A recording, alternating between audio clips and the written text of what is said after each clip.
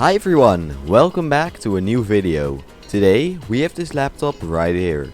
This is an HP Compaq 6910P. This laptop was released back in May of 2008 for around $1,000 and it has an Intel Core 2 Duo T8300 CPU, 4GB of RAM and Intel GMA X3100 graphics which power the 1280x800 display. Let's find out how usable this laptop from 14 years ago is today.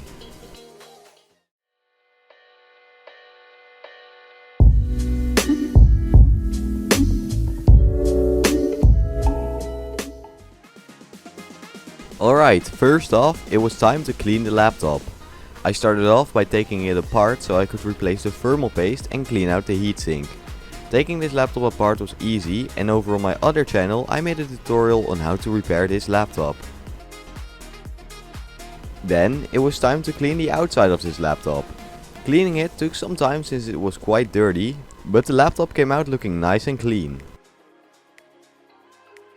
Now let's see if this laptop still works. Plugging in the charger, the laptop lights right up and it even starts without me pressing anything. Alright, time to install an operating system. Due to the still somewhat capable CPU and RAM combination, I decided to install Windows 10. Installing Windows 10 went smooth and without errors, and during testing Windows 10 was actually quite usable. Now let's install some drivers. I tried searching for drivers for the Intel GMA X3100, but Windows 10 was faster and installed more up-to-date drivers, so I didn't have to do anything.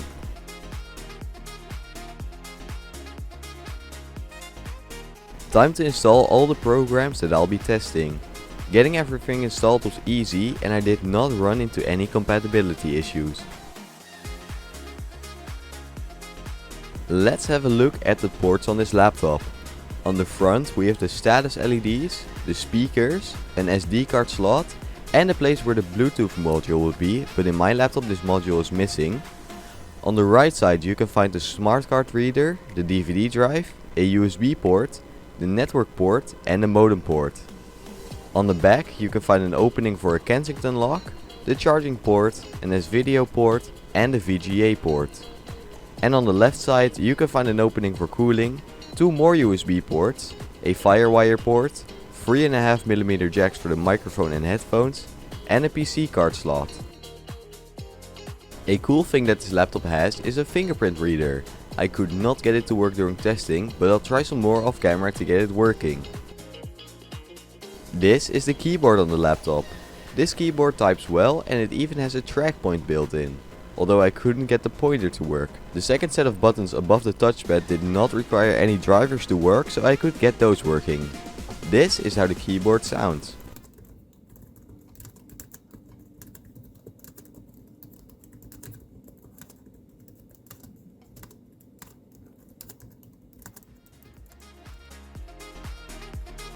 This little hole here is for the microphone. I also tested the microphone and this is how it sounds.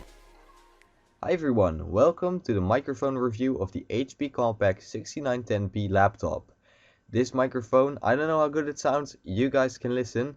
I'm not having too much high hopes for it, but this is to HP. Let's see if they made a good microphone. The speakers on this laptop sound quite good. They get quite loud and sound clear.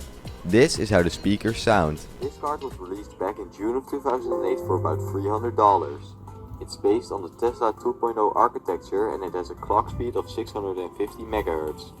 My model is 896 MB of GDDR VRAM which comes clocked in at 11. Now let's get to testing. The first program I ran was User Benchmark. User Benchmark showed that the CPU was performing above expectations and the RAM was performing below potential. The next benchmark that I ran was Heaven. Heaven did start, but since the laptop really can't handle Heaven, I couldn't press the benchmark button. The laptop also did not achieve more than 1 FPS during testing. Now let's move over to performance test. In performance test the laptop got a total score of 127.6 with 1024 points in the CPU mark, 8.8 points in the 2D graphics mark and 709 points in the memory mark. Now let's test some games. First off, Minecraft. Minecraft would not run due to OpenGL limitations. Moving on to Roblox, Roblox would run but extremely poor. I got around 4 FPS on average during playing and the input lag was definitely noticeable. For a lighter title, Freddy Fazbears Pizzaria Simulator did run, but during the more intensive parts the laptop showed some struggling. Nonetheless, I think that this game is actually playable on this laptop. Ultimate Custom Night ran, but with the FPS hovering around 6 FPS average, I wouldn't call this game all that playable. Euro Truck Simulator tried to load, but the graphical glitches were so bad that I can't call this game playable. The FPS not going higher than 1 FPS doesn't help either. Bus Simulator 12 tried to load in, but after a while it would just crash on the loading screen. Train Station Renovation would crash on startup. BeamNG Drive would not run due to DirectX limitations. Bus Simulator 16 would also crash on the loading screen. PC Building Simulator started, but it would not get past the first loading screen. GTA 5 would not install because there wasn't enough space available. I would try putting a bigger hard drive in this laptop, but judging how this laptop has handled the last games, I don't think that GTA 5 would even run.